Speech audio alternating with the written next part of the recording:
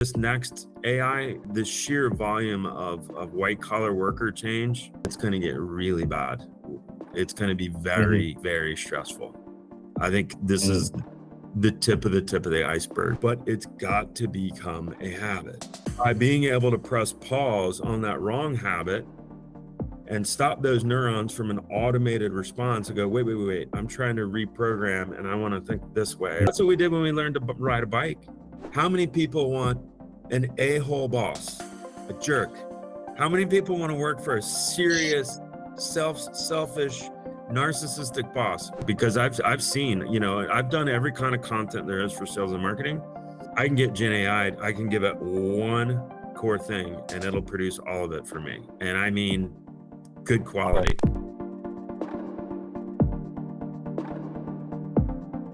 Welcome to another episode of Expert Talks. Today we are thrilled to host a tech powerhouse with over 25 years of experience in the industry, Adam Bloom. Adam Bloom spearheaded the launch of Bangle HP.ai, commercialized Vantage Health, and secured a game-changing $100 million spin-off investment. With a knack of strategy, he grew valuations from $35 million to $110 million, orchestrated a $50 million pipeline in first year and played a pivotal role in $30 million deal. Adam Bloom is now empowering companies for revenue growth. He is also a thought leader in next generation leadership and has just authored an incredible book, The Grateful Organization. And this is what we will be discussing today. Welcome to the show. Hi, Adam. How are you? Hey, how are you? Yeah, I'm good. Can you hear me properly? I can hear you, yes. Okay. So I'm Saad. I'm Chief Operating Officer for the company, Expert. So we are a DevOps, cloud native consulting company. We also do a lot of GTM marketing motion for some of the startups based out of US. So these are our two technologies. There are two different niches that we work on, and we have clients in US and Europe. That's our primary focus, and expanding to other regions right now. So I'm traveling right now, so that's where you find me to the new region. I have 18 years of experience, a good part in telco. Then I started my own companies. The major part was Rocket Internet. I led one of the Rocket Internet company, sold it after 5 years of operations, and built another gaming company. So that's sort of like awesome. My sort of like things. So I've done a bit of like 7 years corporate, and then 7-8 years of building my own companies and ventures, and now I'm scaling this company. So very, very much excited to again read amazing things about you. I've recorded those amazing things about you also. You froze for a second. Okay, how about now? Is it? Yeah, so I really appreciate hearing that. We have a lot of parallels. I particularly appreciate you being an entrepreneur, especially one that is becoming a worldwide entrepreneur. My family was entrepreneurs when I was growing up, and so as a young man, I got interested in it. So I can really appreciate it when it's in somebody's DNA. That's awesome. It's just the way it's going to happen. Yeah, so I grew up in a family of entrepreneurs, great student, went to Georgia Tech, great engineering school in the US, studied industrial design with an undergrad thesis in human-computer interaction. So very early on, I was interested in products and UI software products, right? And so I ended up, going basically into internet consulting for the first, 3 years of my life. And got to work on, the big new things that had never been done yet back then. And so early on, I was the first product manager for WebMD, which I didn't expect to happen in my life, but that happened. You can't predict the future. We've got a compass, not a map, right? But I ended up spending the majority of the next 10 years or so in CRM. I spent about 6 years, or one of the years at Oracle, but at Siebel Systems, which is, the big CRM company before Salesforce, came along. And people don't realize this, but at the time, Siebel Systems was the fastest company in the history of the world to grow to $1 billion. Yeah. Anyway, so lots of CRM, like digital transformation, number of startups and leading products. But I ended up in the 2010s working at Pivotal and evangelizing their whole kind of AI stack and cloud stack. And then I've been in, sales, marketing, product, blah, blah, blah. And I'm a failure at starting an angel fund. I'm a failure at starting another company that was in security. But also, now I've been working in the low code and generative AI space a lot. And I'm actually just finishing up another book and parted ways with a startup in December. And I'm like, okay, what am I going to do next? And it's going to focus on generative AI stuff in sales and marketing. So how do you use generative AI to do all go-to-market strategies, sales automation, marketing automation? That's where I'm headed. And this book is about, it's very personal. Yeah. So tell me, what inspired you to write this book? I mean, were there any personal experiences, professional experiences? What was the reason? Well, so hang on, I'm just reorganizing my desktop here. Yeah, Where did you go? Yeah, so in 2010, am I saying it right, Saad? Yeah. Okay. In 2010, I went through a horrible time. I mean, do you know anyone that's been through like a deep, dark depression or something similar where they're just like the world is caving on top of them? Well, that's where I was in 2010. And so, if I were to paint the picture very bleakly, I was wandering around the backyard trying to give myself room in my head to not keep getting depressive thoughts and feelings, right?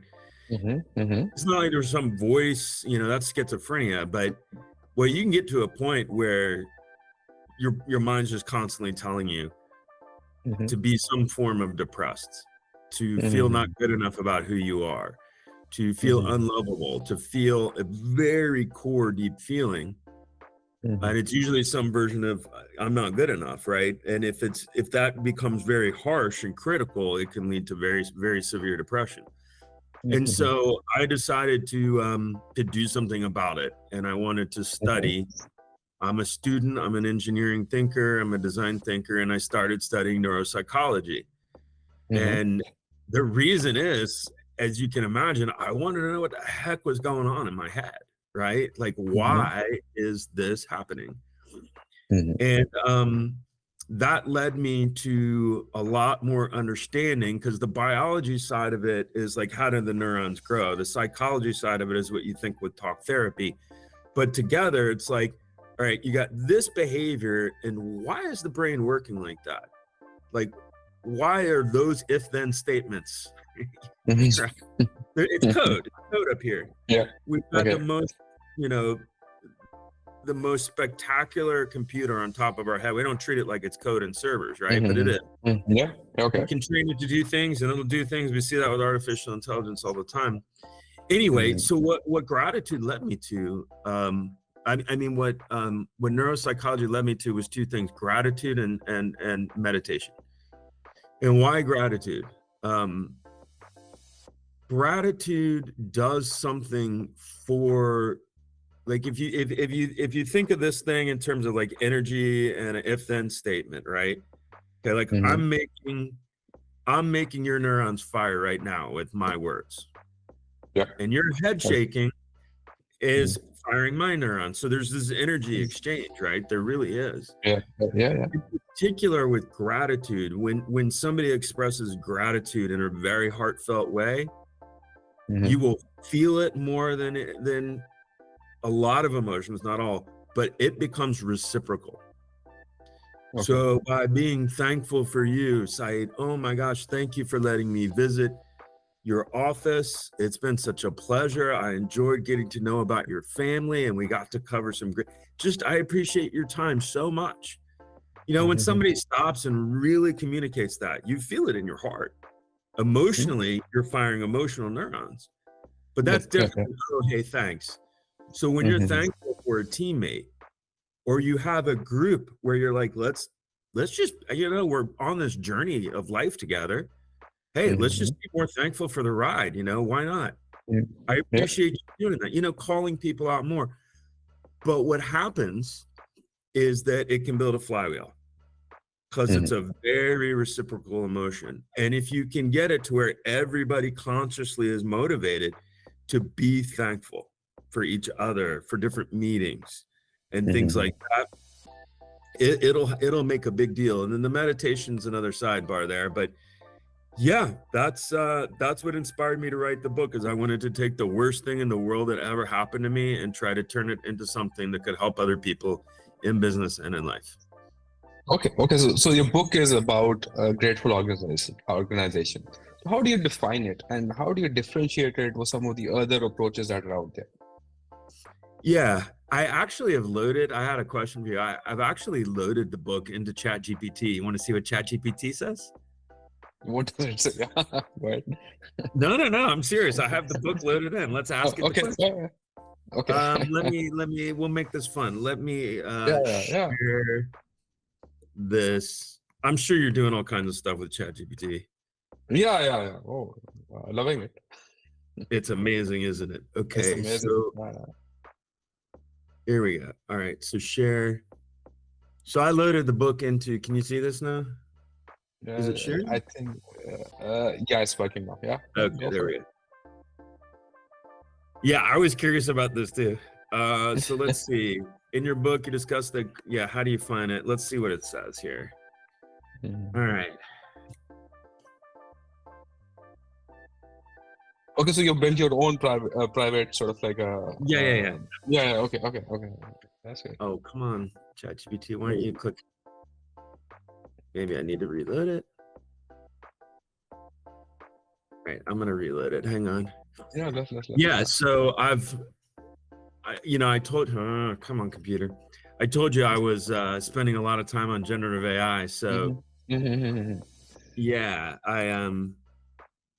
I've been using this book as an example. Okay. All right, here we go. Oh, there it is. Okay. Yeah, so let's see what ChatGPT.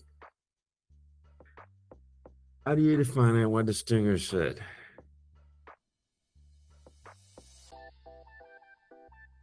It's not bad. Yeah.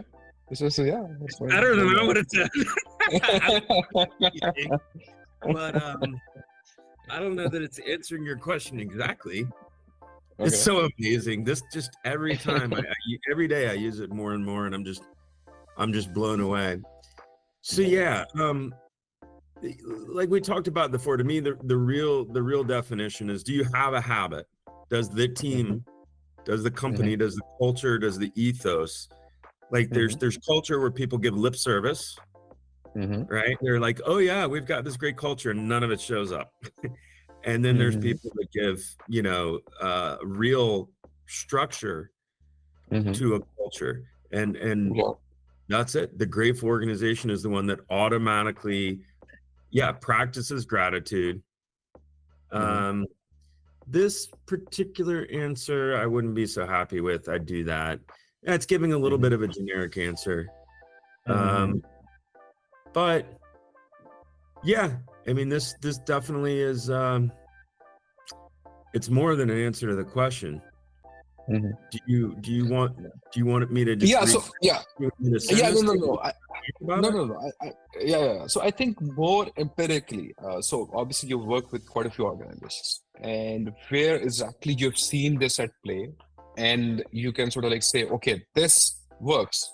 This actually results into some sort of a shareholder equity increasing or the value increasing. So have you seen this empirically? Well, you do see it in general ways. You don't see it quite exactly like this. An example is Delta Airlines, right? They have been a very well-run company for a long time with very good metrics, very good outcomes, and they're known for extremely good customer service. But I will tell you, the way they treat their employees and the way they ask their employees to teach other employees, and I'm talking about when you're out in the field, is to treat everyone like family. Okay. And when they say family, they mean with kindness, with respect, with appreciation, wanting to have some fun together at work, making it personal and not just about business, making it human. Right. So you see companies like with that in their culture where it's usually driven from like great customer satisfaction, but people show appreciation, they show customer service. And that's another way of, of saying, hey, be grateful for each other. Enjoy your time together. You're not promised tomorrow. Right. So anywhere you see companies that are really well known for their culture, and high employee satisfaction, you have that kind of principle there. My angle on it is like, look, everyone should be doing this and you should be doing it more. And if you saw how the neurons fired and how it resulted in everything they do, in their behavior, in their communications, in the way they treat customers, if it made everything just a little bit better, what's available is it can be a very big deal. So it's easy to tie this stuff to business cases in some ways, and in other ways it's not. But there's definitely companies out there that do it and get results and talk about it at, MBA school. Okay, that's great. In your book, you might have mentioned the strategies and tips for the individuals and as well as the organization, how to infuse gratitude into their day-to-day operations. Got it. Just tell us more. Yeah. So, this is really about a perspective change. All right. When information comes into the brain, we perceive it before we get to think about it. It's processing already in the background before you get to slow it down and think, right? And to change perception is a really hard thing. It's cognitive bias, right? When the CEO or the founder knows they're right, and they can't see it any other way, or when your wife or husband knows, and they just can't see, how their friends treating them another way or whatever. But the change I like to describe as it's a practice, right? So when I started doing, when I just committed to this concept 14 years ago, and wanted to get out of the darkness, I started a gratitude journal, and it's now got over one post per day for 10 years, for more than 10 years. It's like 3,600 posts. So I really wanted to commit to a practice, like a meditative practice, and in this case, I said, I want to not do the same thing twice. I want to make sure. Now, my posts weren't big typed things. They were mostly pictures of things I was thankful for and quotes. But my point was, every day I wanted to stop and make it a point to be more grateful about something. And whatever I said on day one, I didn't want to repeat it. It needed to be something new every day. Now, I didn't always do that, because sometimes you just got to be thankful for your family and your health more than once, right? But what happens in this is that you're thankful on Monday and it's for your health or your kids. On Tuesday, you're thankful for your parents and your wife. On Wednesday, I've got shelter, I've got a job, and you get through like the top, I call them boulders, right? The big boulders. There's like 10 or 15 of them, and you get through them, and then comes, the next thing. So after the big boulders, you got rocks. So rocks, you have to sit and go, okay, I hadn't worn these shoes in a while. I'm glad. I'm thankful for these shoes. These were some good shoes. I paid good money. They've been good quality. But I had to come up with something, and that the next thing could be, I have this plant on my desk and my sister gave it to me. And okay, so then you get from the rocks to the pebbles, and then you get from the pebbles to sand. Mm-hmm. And if you can keep going through something new, what it does is it teaches you, you practice looking for things to be grateful about. And once you're in a habit, your habit of perception is, I'm grateful for this. I'm grateful for this. It comes out automatically all the time. And when it's authentic and you have a group of people doing that, you know, it's powerful. I've just had a group of friends and I'm like, hey, let's just, you know, what were you thankful for today, man? It was a great morning. What was hard? What was awesome? Just that conversation on a regular basis.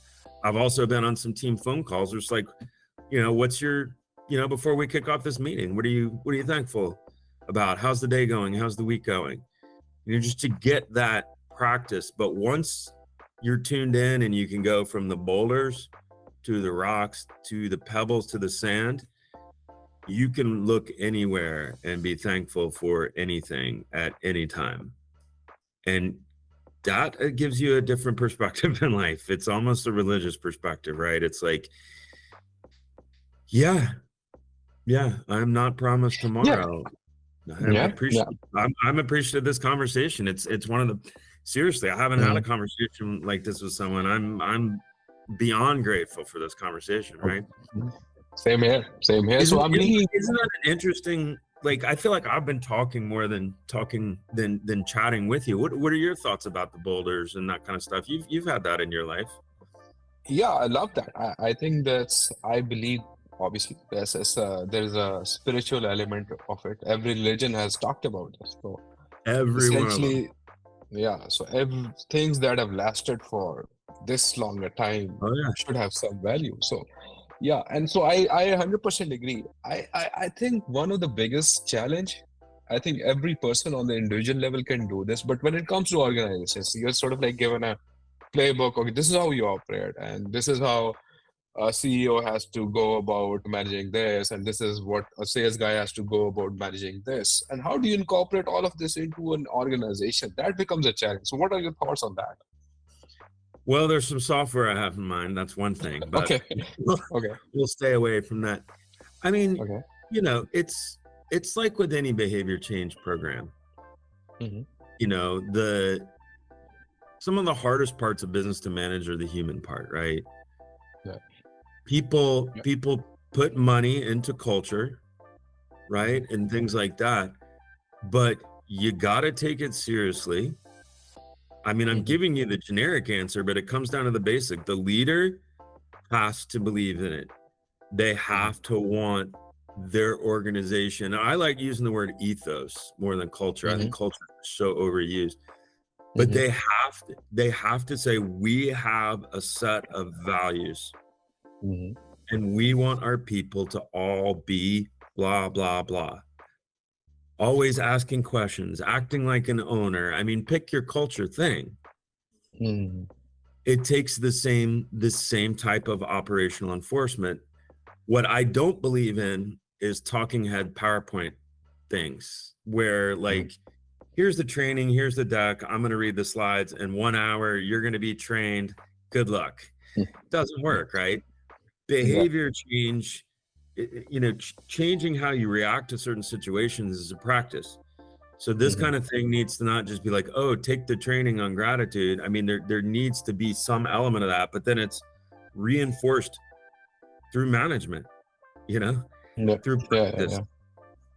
For me, whenever I write an email, I type in gratefully just to make myself do it. But hey, you know, managers, here's a simple rule every company could do right now for free. Make sure every employee 3 times a day takes a moment to express gratitude in an email that's more heartfelt and share those with each other. That's it. You know, on our team call, guys, you know, spend 3 minutes. I got to see everybody's thankful emails this week. They're beautiful.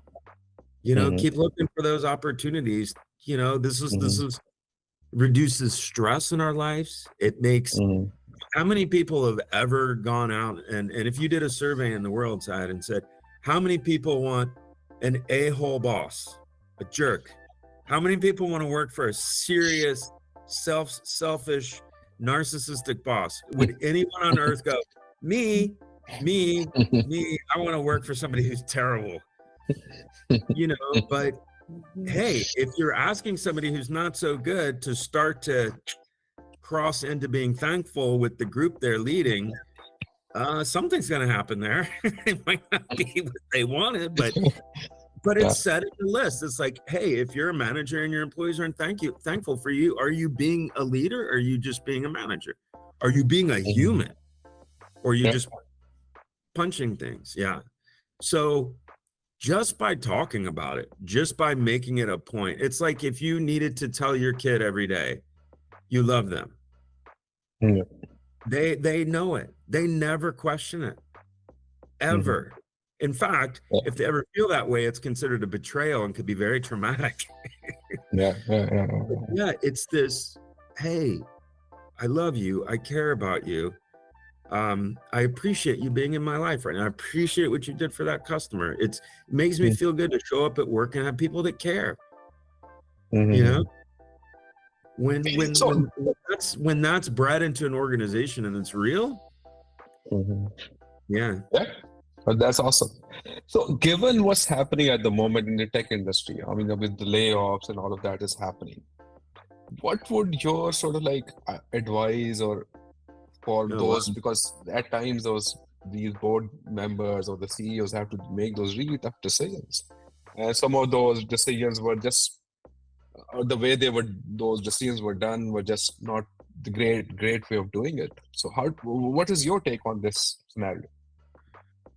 Well, corporate America, public companies act very different than private companies, depending on if they're owned by, a PE firm or not. But okay, so to answer that question, you've got companies that are just going to be a meat grinder. It's always numbers. It's numbers.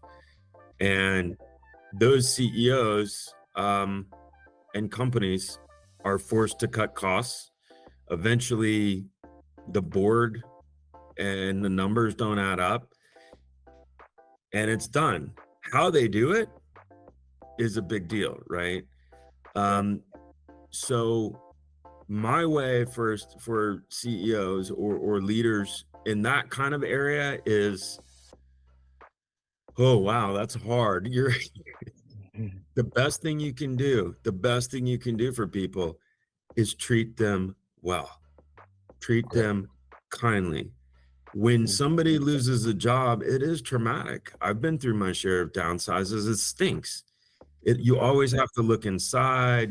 Did you do something wrong? I mean, how hard is it going to be to get a job? There's financial pressure. It's one of the top 10 most stressful things.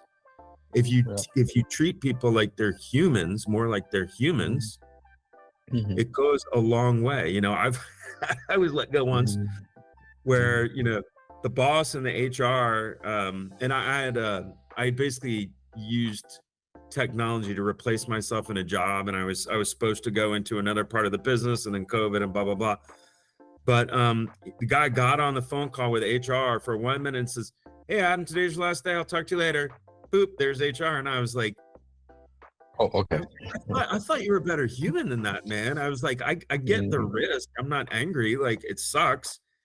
He couldn't even be a human about it, Now, the owner of the company, who was the one that brought me in, I was trying to do a spinoff. He and I went to lunch together, and he was like, "Yeah, this had to happen," and and it was just totally different. Now, how do you do that in corporate America? Very hard, but in my view, if you are a good human, if you want other people to remember you as being kind to them and supportive and understanding and loving and encouraged about your future, then treat them well, communicate with them well. And that's got to start at the top. And if you got a huge organization, it's going to take some money. If you're a family business, like what I grew up in, it's a personal conversation, it's personal, and when leaders do that, it goes better. But the thing I don't like about corporate America is, when you make big decisions that are bad and it can affect a lot of people's life, the decision you made 2 years ago, that's rough. It's hard for me to be like, God, that was a bad decision, and now 10,000 people need to cut their job. But that's part of the way business works, and the CEO is being paid to make those tough calls, and you hope that they. But in this next AI, the sheer volume of white collar worker change, it's gonna get really bad. It's gonna be very, very, very stressful. I think this is the tip of the iceberg, because I've seen, I've done every kind of content there is for sales and marketing. I can get Gen AI, I can give it one core thing and it'll produce all of it for me. And I mean, good quality with all the prompting and the stuff I know how to do, but it'll do it like this. There's going to be a lot of sales and marketing people in B2B software, which is where I've lived. They're going to have to change rapidly. And I think there's going to be, I survived AI t-shirts, I survived the AI era. It's just, I don't know how to. So somehow or other, so AI is taking away the creative people rather than the blue collar jobs, right? Well, yeah, the blue collar, but there's like a blue collar within the white collar. There's like a light blue collar. Okay. Yeah. Okay. Yeah, so, go ahead. Yeah, so there are books written on this subject. Like there's this Happiness Advantage. I think you might have read that book. Like very empirical evidence is okay, this helps, this helps, this helps, this helps, and still, obviously you've cited all of these examples. It's still the same way of leadership, still the same way of operation. So do you see this changing? Well, I said there's a nuance. There's a focus on habit formation. That's the cultures. This is an important point. The cultures who actually make it work. Like, yes, it is the same thing, but some people still fail at it. So it's making sure people have a habit of doing it. And while those other things are good in the books, I'm saying specifically, gratitude fires neurons, unique neurons, from my voice to yours, and makes you want to be grateful back. It is reciprocal. So when I'm grateful for you and I communicate in that manner, it's reciprocal. The reciprocation just builds bond more and more and more. So that is a very specific light I'm trying to shine on it. But we got to get into the science at that level, right? For somebody to go, oh, let's just get into the science. Yeah, let's just get into the science of neuropsychology, and just go deeper into this. So, so like, if I gave you a pair of goggles where you put them on and you couldn't see anything but the energy, all right, you'd have, stuff going down my arms and chakra areas in the stomach. And this is the compassion center, right? Up here, but it's also executive thinking, right? But you'd see these different regions bouncing around, whether I was, had a knee-jerk reaction to something or was in thought. If I was meditating, you'd see the compassion center firing, right? You'd see me as energy, all right? And so in here we've got, it's like roughly 100 billion neurons and 13 trillion synapses, all right? Yeah, so very complex, constantly changing, constantly growing, uses like 30% of the food we give it. It's like this 3-pound thing uses like 30% of the food we give it for energy. And so when stimulus comes in, there's a kind of stimulus that you stop and think about, right? And this is psychology, stimulus and response, but it's also neuropsychology. So A stimulus comes in, and before you get to think about it, it's already in processing. You are processing so much more input right now than just my voice and face. If your body needs to send you the signal that your chest hurts, that you need to use the bathroom, you're hearing something, it just has to get your attention enough. And then what, you switch your attention, right? Yeah. Okay, so as something comes in, there's immediate reactions, right? So your immediate reactions are depending on your habits you form in yourself, are not something you think about. You know, it's you get in the car and you go to work. You don't even think about driving. You just show up, right? Didn't have to think about it. It happened automatically. All right. At the core level of that, it's just a response without thinking. It could be putting your finger on a hot stove. It could be when I go into a meeting, the last thing I want to do is be at a meeting, right? If you are telling yourself that and letting it out every meeting, guess who's not going to like being in meetings? That person. Up at the top, you get to stop and think about it and be like, oh, this thought came in.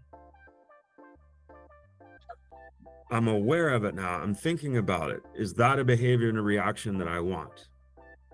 So with stimulus and response, it goes from very automated to very self-aware, right? And that's being able to slow down the reaction of the neurons. You're trying to focus your attention on something to stop doing the automated neuron reaction and start doing a new one. It's like the book Tiny Habits or several others, but for me, neuropsychologically, you're training your self-perception to be different, or your perception of the world around you to be different, which is basically what psychologists are doing. So yeah, the science behind this, it's very real, it's very grounded. It's one of those things that if you unpack it, the power is extreme. I mean, we all know the power of habit, right? Yeah. Just, hey, put gratitude aside. If somebody just took this concept of how to form a habit of thinking and really applied it with whatever cultural element they've got, they'll have it, but it's got to become a habit. And by being able to press pause on that wrong habit and stop those neurons from an automated response and go, wait, I'm trying to reprogram and I want to think this way or I want to react that way. That's what we did when we learned to ride a bike. That's what we learned to do. Yeah. If you've ever learned to hit a golf club wrong or tennis wrong or badminton wrong or whatever, you have to kind of unlearn what you learn and learn to do it the right way. It's the same thing, but we're just not, we're not treating human brain like a server. We put all this money into IT, into software, into monitoring, into blah, blah, blah, blah, blah. This is the one that's making all the decisions. Are we really doing our best to monitor this software and how it's operating? Are we running with bugs? Do we have documented features? Seriously, it would be considered a bug in a company that's a grateful organization if we're not really practicing gratitude every day and sharing it with each other. You know. So, in your sort of research or in your practice, when do you see the switch happening? So somebody is doing the gratitude journal or somebody is started the habit. When does this switch happen? Good question. Oh, by the way, all your questions were great. I appreciate you taking the time to really, or maybe you asked ChatGPT, but really, no. they were good. They're good. Yeah, so I appreciate it. But so ask the question again. I'm sorry. So I'm saying that, okay, somebody started this practice of gratitude, the journaling or some other practice. So in your research, when does the switch happen? When you feel like, okay, maybe I'm thinking differently, acting differently now? I think when you do a journal and you try to do something, the reason I chose doing something different every day is I wanted to see what it was like. I didn't know I would do it for 10 years, but I wanted to see what it was like to go through the process. And I think it depends on, like, if you're already a very kind of spiritual person, And as you were saying with the religions, I happen to be fascinated by religion, and I've studied all the majors. And anytime, Christianity, Judaism, Hindu, newer to Muslim, but I've been studying that. Mhm. Buddhism, and then anytime I run across a religion I've never heard of before, I go look it up and study it. So there's a bunch of others, and even atheism, stoicism. But yeah, every one of them has a common core, has many core rules that are common. Do unto your neighbor as you want to be done to you, right? Treat others, golden rule, treat others like you want to be treated. Every religion, you should act like that, so people who already act like that in business are going to have an easier time figuring this out if they've been through harder things in life, I think, sometimes. But the simplest way is, when you get from the big boulders, like, people should maybe start without the boulders. Just don't go into the rocks, or write down your 20 things that you're always thankful for on day one, and then put them aside. It's when you have to start looking harder. And then at some point, you're like, I could actually make a statement about everything around me in a way that I am thankful for. Now, am I overdoing it? Yeah, who's gonna normally do that? But you know what? I mean, I could pick it up. I got this pencil or this pen at Founder Con, which was part of what is the VC Foundry? I can't think of it. It's the largest startup community accelerator in the world. It's not Y Combinator, it's the other one. Anyway, and then I could say, like, look, I've got this kind of Buddha-ish thing on my desk that my aunt and uncle gave to me, and he passed, but hey, I let the light shines through it, and it just reminds me that that's important in my life.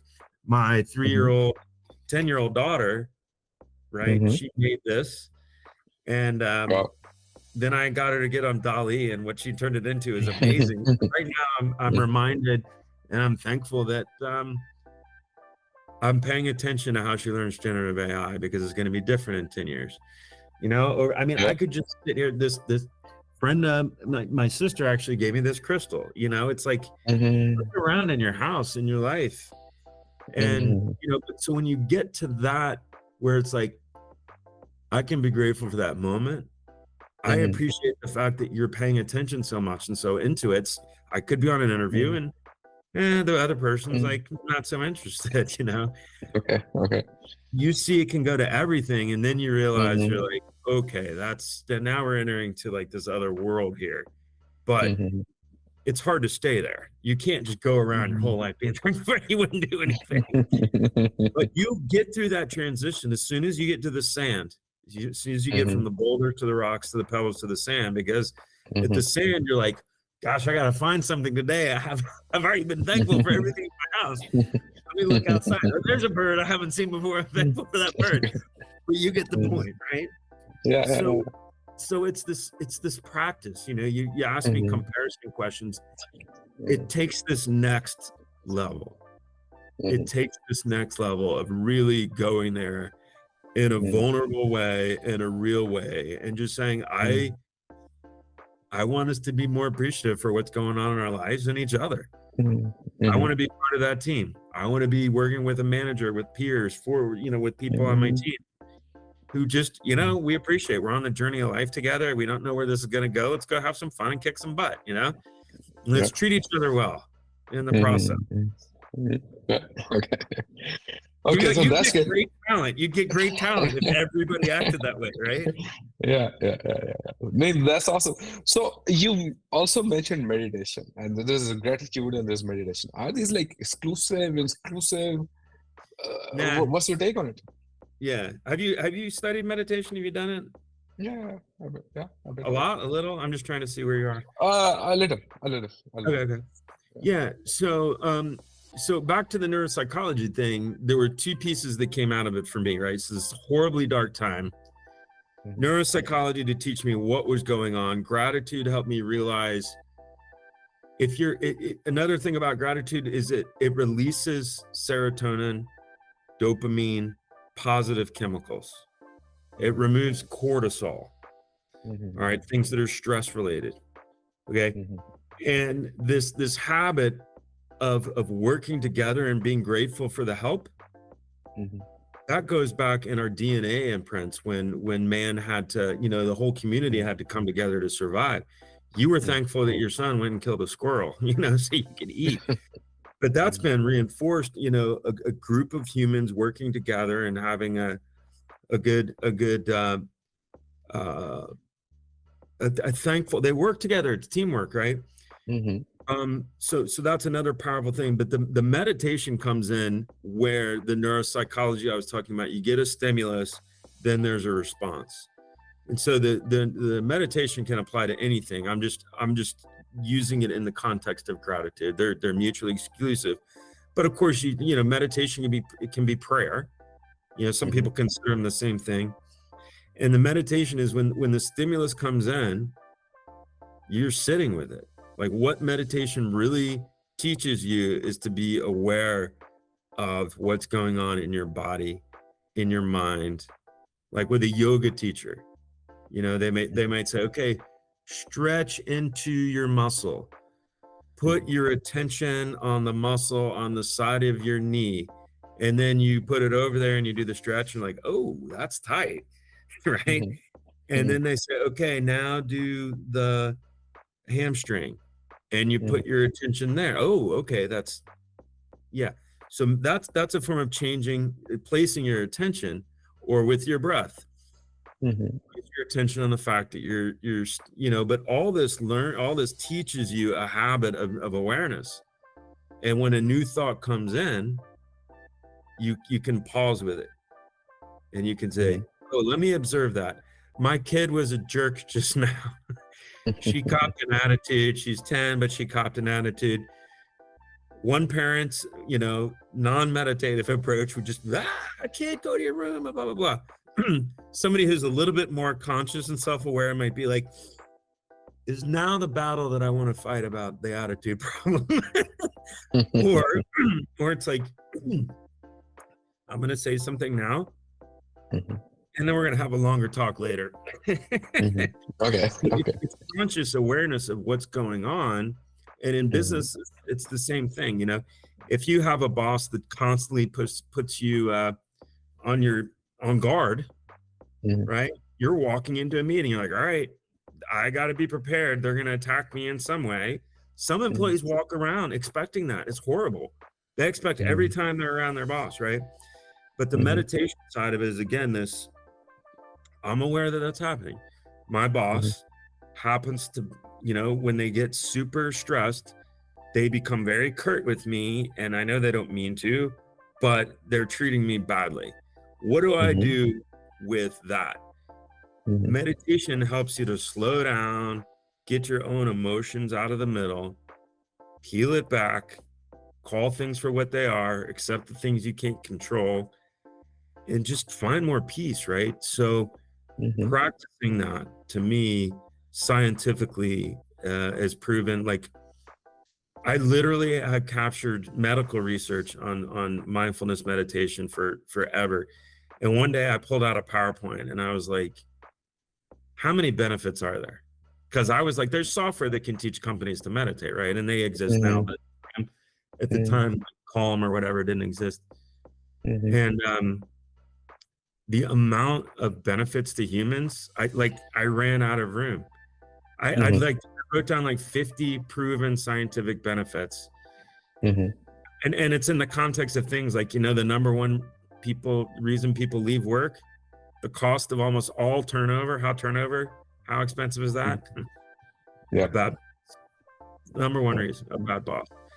So meditation also teaches you to be aware of who you are and how you react, as well as in other Mhm. people, and being able to have more choice and control over how you want to be as a person, how you want to be as a business partner.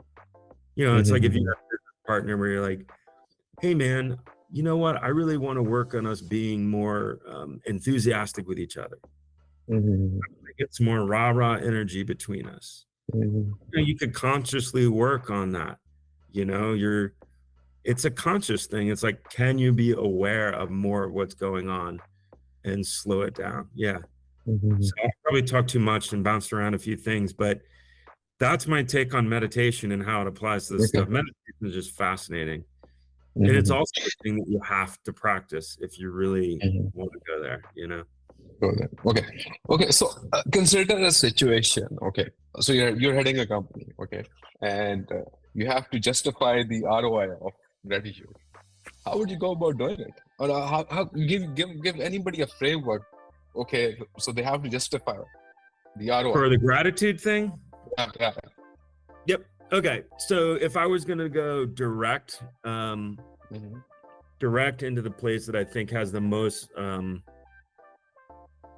probability of releasing funds for something like this, it's going to be turnover in the sales organization, in the B2B sales organization, and then turnover overall. So, the assessment would be done different ways, right? Like there's a lot of different solutions, but getting to mine and what's different. Look, you have a Mr. CFO, Mr. and Mrs. head of HR and sales. You guys have an attrition problem. It's costing the money, the company a lot of money. What are we going to do to fix it? How much is it going to cost, right? Mm-hmm. So they've already identified the problem, right? And they know they need to put money in it.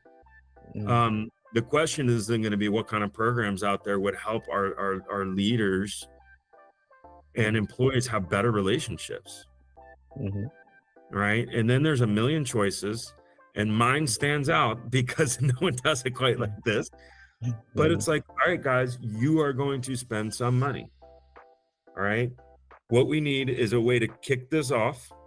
We need a way to build a practice into the structure of the organization when people are emailing, when they're having meetings. We need to have an expectation of looking differently at the world. We need to learn to practice to look differently in the world.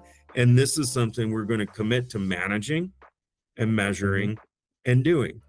Now, I can't tell you that every time, it's not like a machine in a factory where like when we put in these plastic pellets, another one pops out and it's got this much margin. This is a more complicated scenario. If somebody really wants to do, some kind of deep over analytical analysis, they can do it. That's one kind of business case. Another one is we like the benefits. We believe in the benefits. We're comfortable with the costs. We're going in the right way. This is going to have a benefit. Then the last one I see people through is some CEO or leader goes, this is it. We're just going to do this. I know it in my gut. It's the right thing to do. Right. But it would start with, all right, what do you think needs to change between these sales leaders and these sales team? What are the behaviors in an assessment that are making people want to leave here? Let's look at those behaviors and let's see how we can change them. How do we actually re-engineer human behavior, right? As a coach with guidance, not just the communications. I put it to somebody this way the other day. They should teach a human in a relationship and in communication class to everyone from second grade all the way to college. We should have to have 1/4 of that, right? Could you imagine if people were more conscious and aware of the emotions with each other, how they make each other feel, and actually cared that person liked them, right? I mean, so again, whether it's my program or something else, it's like, okay, we got to have that attrition's got to go. And then how do you want to change a bunch of managers' behaviors? One thing I know, gratitude aside, the changing of the mindset, the changing, we hear about it in the world today with all this craziness going on about ideological things. Well, people believe and act on idealism. And so, hey, you're not allowed to have, we don't want anyone to ever feel like they have to leave this sales organization because the sales organization sucks. We got to change. That's hard. There's got to be driven from the top. It means being vulnerable and all that stuff. My approach takes a brain science way and a process to walk people through assessment. Let's be real, you know.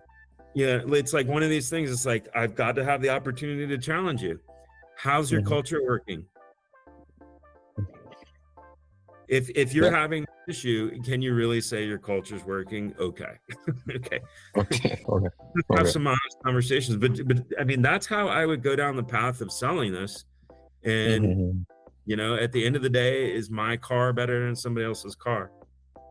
But if you want to stop attrition, at the end of the day, humans got to like each other more. I think too, the number one reason people stay, or one of the top reasons, is because they like the team. They like the people they're working with. They're working. Yeah. Okay, great. So, so somebody who wants to go deeper on these topics. So Wait, obviously we've gone pretty deep, man. We've gone pretty deep. Deeper. Even deeper. Oh, you're making me think too hard. I'm glad I had some coffee. No. This is great, though. I hadn't done one of these, by the way. Did you know that? Oh, okay. That's awesome. Yeah. So in fact, the first who reached out to me first? Maybe Vajiha or Sarah? Yeah. I have to look it up. Okay. In any event, I was working on the book and I was like, oh my God. Sorry, go ahead. Tell me. So so I was saying that somebody who wants to like research this more, what are some of the other books that are out there? Obviously there's yours. Resources they can go to, they can read and go deeper. Oh, I don't know, man. The world has changed so much. I mean, there's a bunch of great books out there. There's, you know, especially now with ChatGPT. I mean, look, the search engines, you know, I think I don't have any particular ones. I mean, if I listed all the research that went in this book, it would just be endless. I really like the kind of fundamental, like Eastern Indian views of meditation that are more drawn from Buddhism and things like that. I think it doesn't have to be religious at all to understand that stuff. There's a great, fantastic, smart brain science guy who's just well-spoken, well-researched, really is driven to have an impact, called Huberman. Andrew Huberman. Okay. Yeah, he has, you know, his commitment is really trying to, you know, share knowledge so that other people can live better lives. And I think he does an amazing job on that. With gratitude, I would say, don't go find a book. Go start a gratitude blog. Go see. Better than reading any gratitude book you could. Take a challenge and write, put it on a post, you know, put it on you have it in your feed. Take a picture of something you're thankful for today and post it. Do that every day for a week. See how it goes. Okay. Then if you want to keep reading the book, do it 30 days in a row. If you want to keep reading the book, do it for 6 months, once a day. You know? Okay. At that point, you'll have, let's see, 30 times 6 is 180. You'll have almost 200, something like that. 180, right? A year. Do it for half a year. But I think, God, there's just so much information out there. And the reason I've loaded this thing into ChatGPT is so I can keep putting more information like this, right? Yeah. Okay, awesome. So I think we are almost at the end. So anything you might wanted to add and I might not have asked? No, I'm curious now that we've had this conversation, and you know, what are your thoughts about this? Your honest thoughts about, I mean, you've been a business leader several times in your life. You've managed teams. You've worked with people who are jerks, and you've worked with people who are awesome. And you understand the angle and the approach here. And I'm still practicing more and more to get better at communicating. I think it was a little long-winded today, but what are your thoughts on, the whole concept and the stuff? Do you think, you think people are going to just go, oh my God, I get it? You think people are going to go, I'm believing this. I don't know. You think people are going to really put some skin in the game and say, let's do it? What are your thoughts? Give me the real. Yeah, so in my opinion, there's always a percentage of all kind of people, and you'll always find those maybe leaders and organizations which are 20% this, 30% are like this, 20% like this, etc. So it Yeah. will definitely appeal to a certain, I would say, organization and a certain people. Yeah. Then there are people who are just driven by Excel numbers, and for them, I think getting to them is a challenge, always a challenge. So yeah, and for every artist work, I guess there will be people who absolutely love it and people who absolutely hate it, and there is this in between that you can just Yeah. play with. So I agree. I actually pretty much believe in all of this, whatever you sort of like mentioned, and we focus a lot, I guess, in our organization. We try to focus a lot on all of this, on culture Yeah. and all of that.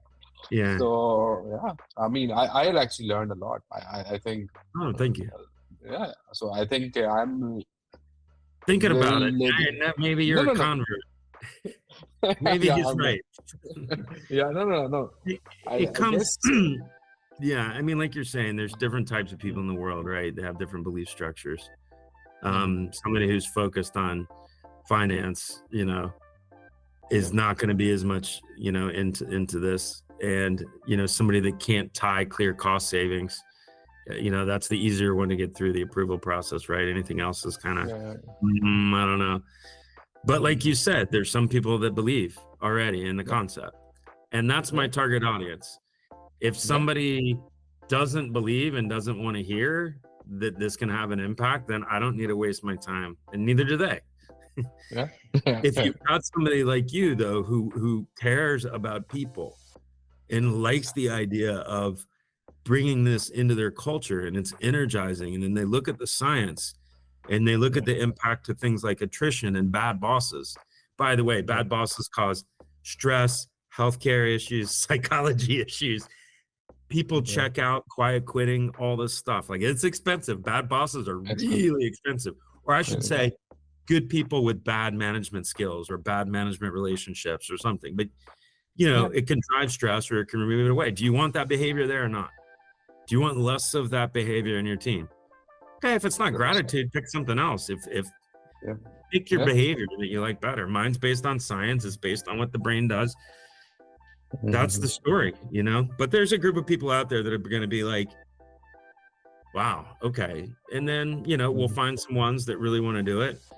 And then there's also ways to use software to help people change behavior, things like that are kind of in the future in my entrepreneurial mind. Thinking about it. Well said. Yeah. Especially with generative AI. Dude, generative AI right now. I mean, this is my side hustle. My main hustle is generative AI. It's just insane. What it can do to teach my 10-year-old daughter. Yeah. Unbelievable. Yeah. And it doesn't tire, it doesn't have emotions, it just helps you in a very helpful way to just. Yeah. Well, I told you, I decided to start writing another thing in another book in that area, and it's about 80 pages. This one's very short. But yeah, when she was having a tough time with fractions, I got on. She just happened to have been a great student, but she struggled with fractions in fifth grade. I said, all right, come over and sit in front of ChatGPT. Ask it to explain fractions to you like a third grader. Now, she's a fifth grader. It explained like a third grader. I said, all right, explain like a fifth grader. Okay, explain it like a seventh grader. And then I said, ask it to give you 5 analogies or 5 examples of how fractions work in the grocery store. You could just go on and on. And, one of them, I said, let's, I was trying to keep her laughing, right? I was like, ask it to write a short play about felines, fairies, and farts. I was trying to get her to laugh, right?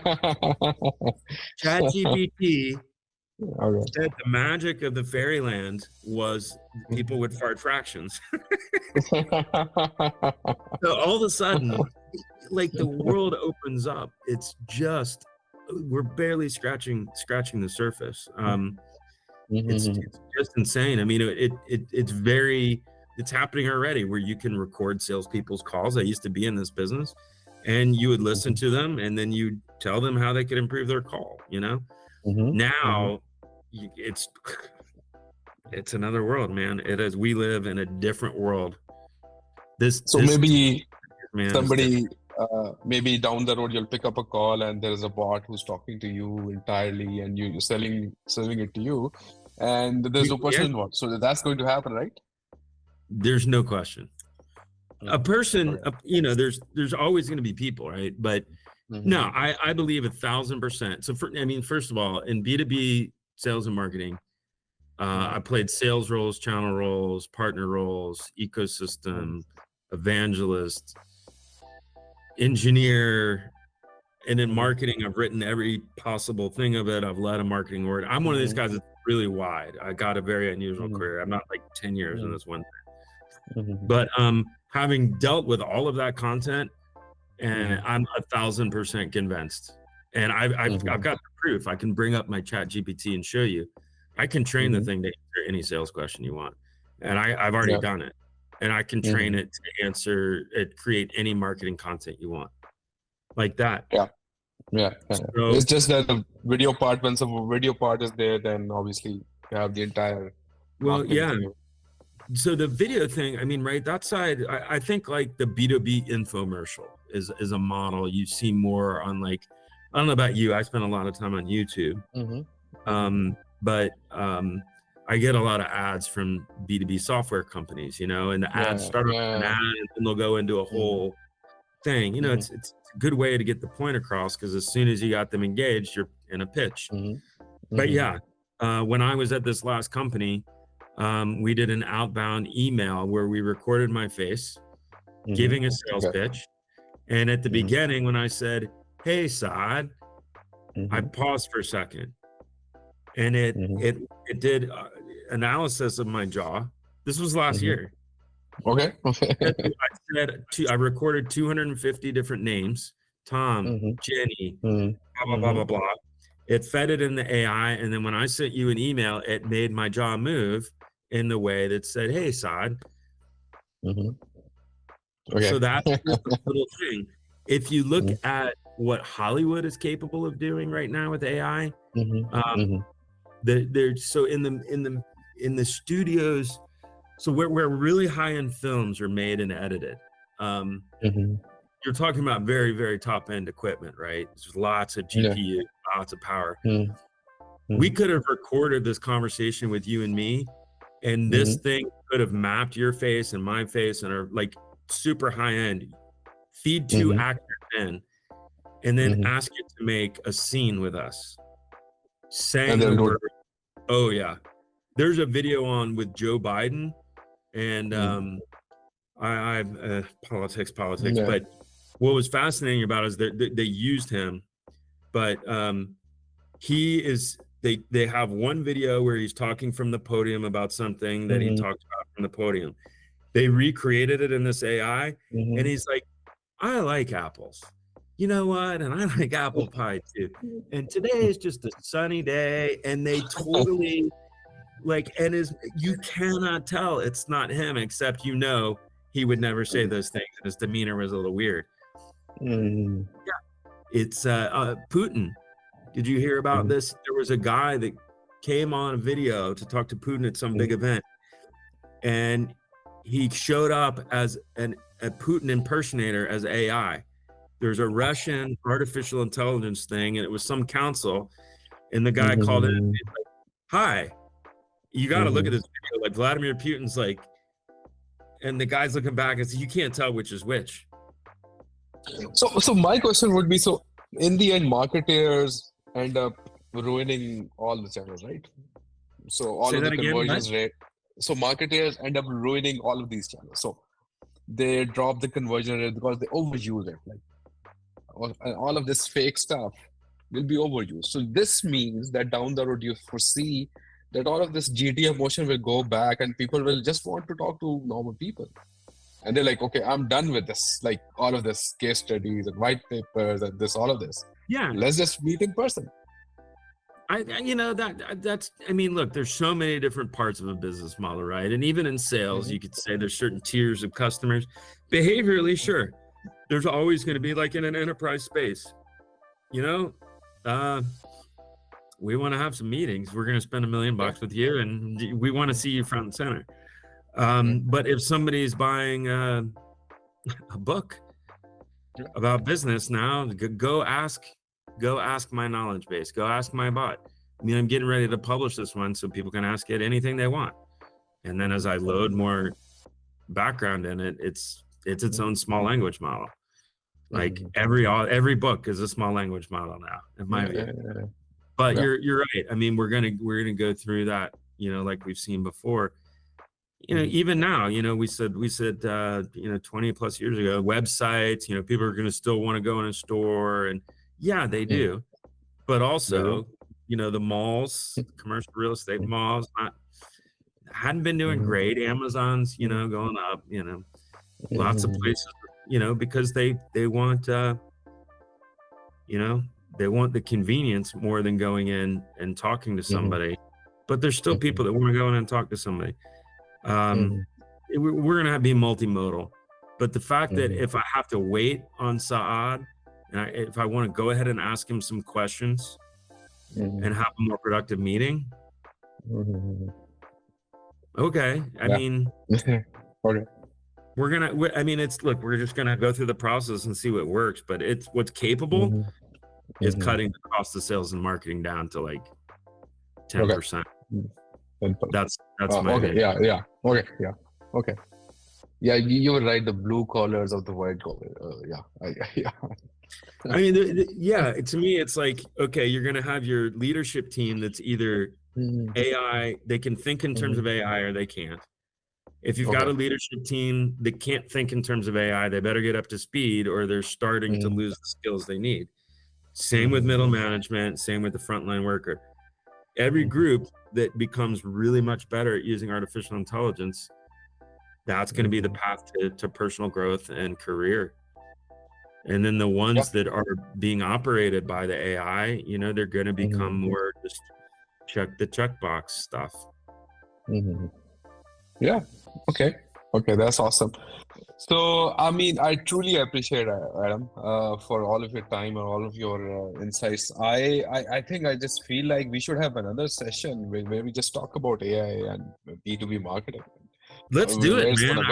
I would love to. I'm telling you, I'll show you one thing before we go. Let's do it again. No, this is why I was so excited to talk with you, because I looked at your company and your background really quick, and I'm like, this is going to be a great conversation. He and I are very much alike in terms of just a life journey. You've been in technology, I've been in technology, you're interested in the topic.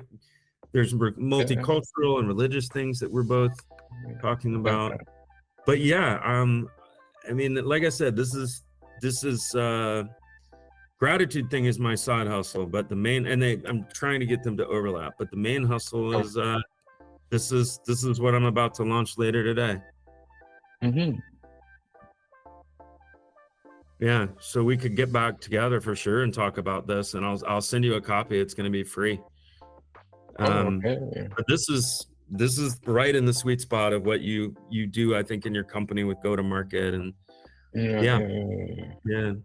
so would love that. I thought so, man. You and I feel like we've known each other from before today or something, right? Sometimes you just have that connection. So there's some energy match there. You know what? It is the law of attraction. I think when you put something out there, this is an example of it. Like you find somebody with that like energy, that vibration. You both are doing something. Your wife, you want you want to have an impact, and seeing people do good in the world is motivating. It's like you like hanging around with those people. It's like cool, right? It's All Yeah, right. you feel better. It's the right energy. Yeah, you're right. So yeah, Adam. So I mean, again, awesome, great talking to you. I think we should do something again. So Yeah. we'll just we should do Let's do something it again. Let's So do it I mean, again. When I get this done, I'll send it to you and we'll figure it out. It's going to be today or tomorrow. So yeah. yeah, okay. Whenever you're ready. Okay. I'm down to my last page. I did it in PowerPoint, Okay. but it's written like a book. It's written. Okay. But I got one page to do where I'm going to talk about this new Chat GPT bot chaining, the dimensions that just was in beta this week. Did you see this?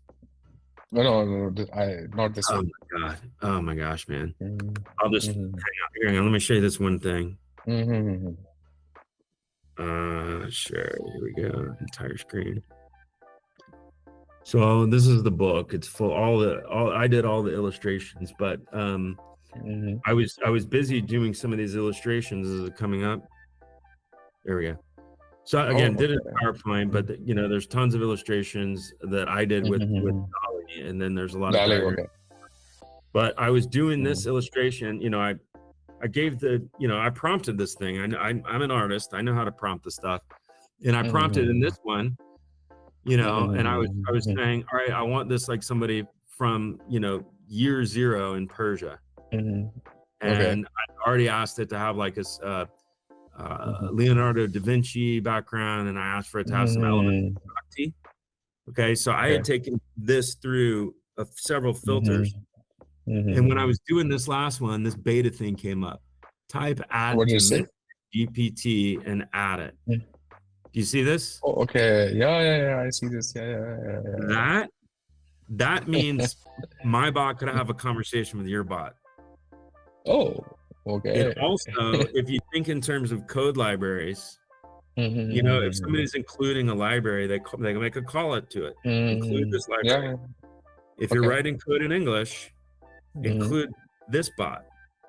In fact, it's just I could take some output of the book and then take an email template bot that you've made, and I could call from your email template bot to mine. They summarize this book, and then since yours is specially tuned to write 5 different really high-end emails to CFOs, it just does it. Okay. So it can chain together multiple. Yeah. Okay. I mean, this is revolution in front of us. Like right now, you and I could each take a book we wrote and ask a new bot to ask questions of these 2 books and combine the answers, and then ask it to explain it like Einstein would, and it'll do it. Yeah. So. That's nuts. So you can play with it for a long time. Yeah. Oh yeah. Yeah, it can be quite funny too. All right, Saad. Well, thank you again so much for your time. I loved it. I appreciate it so much. I'm glad we got to go into some exploratory areas too. Yeah. 100% loved it. We could have continued for an hour for sure. That's awesome. So again, thanks a lot for coming, and we'll talk soon. Okay? Yes, sir. All right. Have a good one. Bye. Have a good one. Bye.